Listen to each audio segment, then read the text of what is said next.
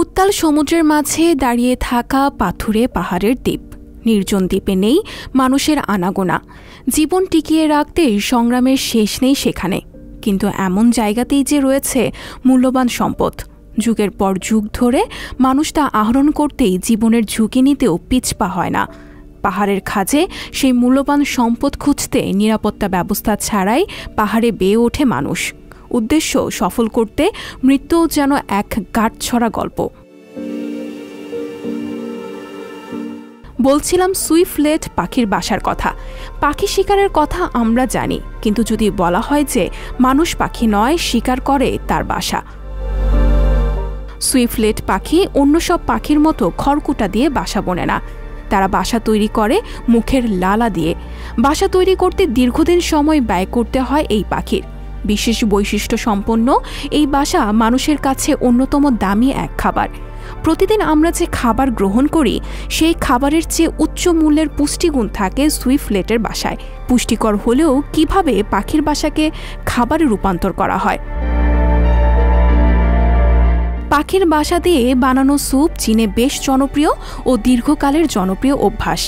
বিশ্বের সবচেয়ে ব্যয়বহুল পাখির বাসা দিয়ে রান্না করা এই স্যুপের স্বাদ অন্যান্য স্যুপের থেকে বেশ আলাদা ও আকর্ষণীয়। প্রায় 400 বছর ধরে চীনারা এই স্যুপ খেয়ে আসছে। প্রাণীজগৎ থেকে মানুষ যেসব খাবার উপাদান মানুষ গ্রহণ করে, তার মধ্যে সবচেয়ে দামি সুইফলেটের বাসা। চীন ছাড়াও হংকং ও বিশ্বের ব্যয়বহুল রেস্টুরেন্টগুলোতেও পাওয়া যায় এই খাবার। উচ্চ মূল্যের এই বাসার তৈরি ছোট এক বাটি স্যুপ খেতে আপনাকে গুনতে হতে পারে প্রায় $100। সুইফলেট পাখির বাসা মূলত দুই ধরনের হয়, এক হোয়াইট নেস্ট ও red blood nest. 1 kilogram white নেস্টের দাম সর্বনিম্ন $2000, যা বাংলাদেশি মুদ্রায় 2 লাখ টাকার উপরে। অন্যদিকে রেড ব্লাড নেস্টের দাম আরও বেশি। আপনি যদি 1 কিলোগ্রাম রেড ব্লাড নেস্ট কিনতে চান, তবে আপনাকে গুনতে হবে প্রায় $10,000। লালা দিয়ে বানানো সুইফলেটের বাসা বেশ শক্ত থাকলেও পানিতে এটি খুব সহজেই গলে যায়। খেতে যতটা স্বাদ, তার চেয়ে কঠিন এই বাসা সংগ্রহ করা।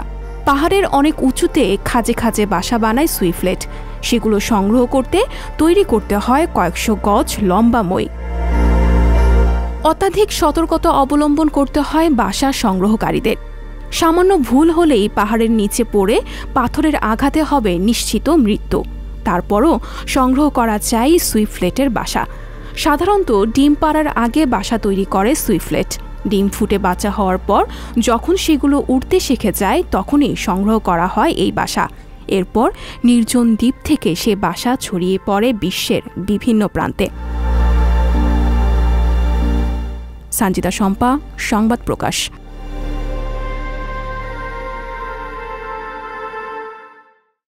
সংবাদ, ফিচার ও অনুষ্ঠানের জন্য ভিজিট করুন সংবাদ প্রকাশের ওয়েবসাইট এবং যুক্ত থাকুন ফেসবুক পেজ ও ইউটিউব চ্যানেলের সঙ্গে।